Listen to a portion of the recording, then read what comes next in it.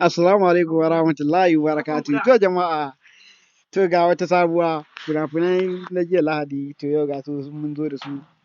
To da mai buƙatar wannan fina-finai zai iya mun magana kan wannan lamba da kuke gani akan sikirin, sai mushi bayani yadda za a yi shiga group VIP wanda ake biyan kuɗi. To wannan fina-finai sun yi ƙaryan a bada labarin su gaskiya, to sai dai mutum ya kalla. Saboda fina-finai ne wanda suka fito jiya Lahadi, fina-finai ne masu ƙarfi sosai, to suna cikin group namu VIP Telegram. Da mai buƙata zai iya mun magana akan wannan lamba da kuke gani akan sikirin, domin mu ma mutum rijista tsawon kwana 30 muke mutum rijista.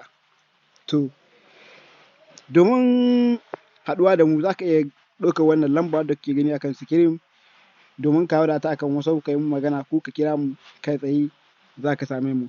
To kuma ku diba wajen comment, za mu ajiye muku link na akawun namu domin ku tuntuɓe mu akan wannan lamba wadda za mu ajiye muku a wajen comment. To kuma za mu ajiye muku group namu na Telegram wanda muke ɗan aljuma hakan ga a cikin shi, domin ku je ku yi joinin domin ku mun bayani idan kuna da buƙata mu saka ku a cikin group zai muku bayani.